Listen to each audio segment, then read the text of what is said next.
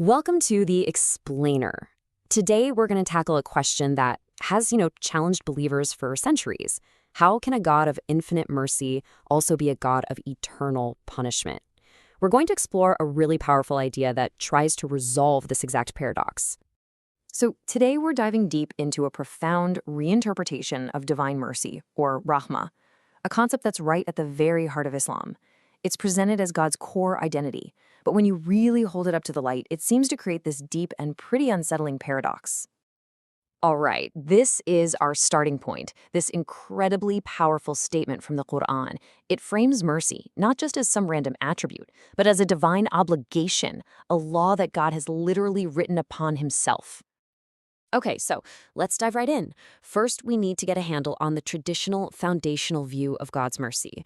It's often described as this vast, all-encompassing ocean. You see, in Islam, rahmah isn't just one attribute on a long list. No, it's presented as the most potent one, the absolute core of God's identity. According to our source material, all of creation itself is seen as an outflowing of this one single quality. And this is where things get really interesting. The Quranic concept is framed as being totally distinct, while other traditions often talk about divine mercy as being conditional. You do this, you get that. The Quran really hammers home this idea of an unconditional mercy that God has obligated himself to. And this idea is absolutely central, the belief that the scales are just tipped overwhelmingly in favor of mercy. It's a concept that's meant to give people immense hope, keeping that door to forgiveness wide open right up until a person's very last breath. But, and this is a big but, this beautiful, comforting concept, it creates a really deep, challenging paradox when you hold it up against other teachings and just the reality of the world.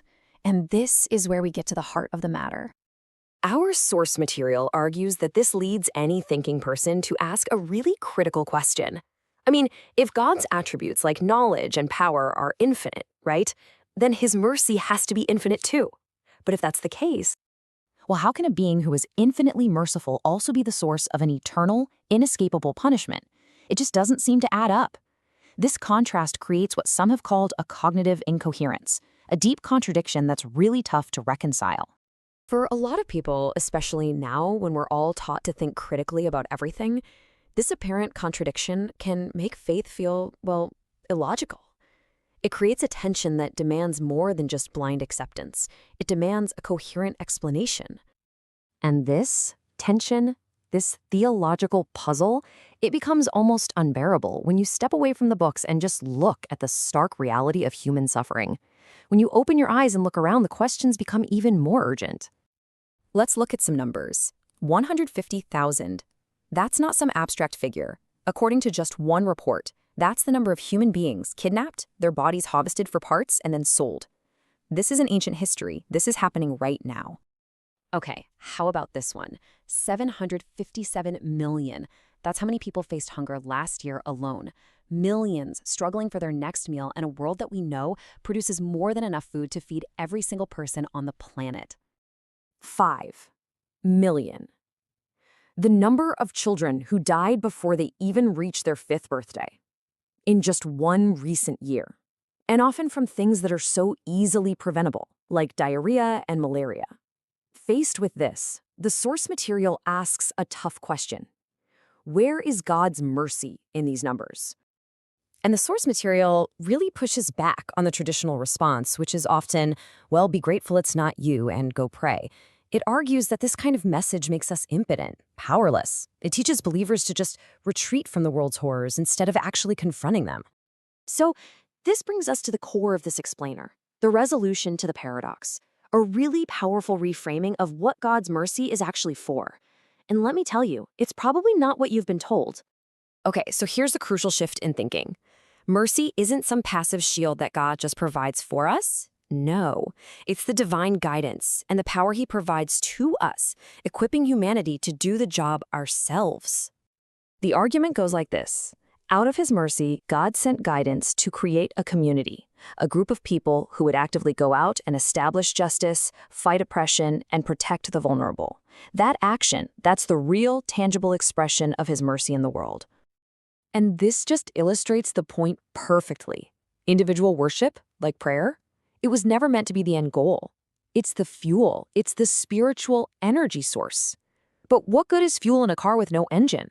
The real mission, the engine itself, is collective action to save humanity from itself. All right, let's bring this all together with the final concept.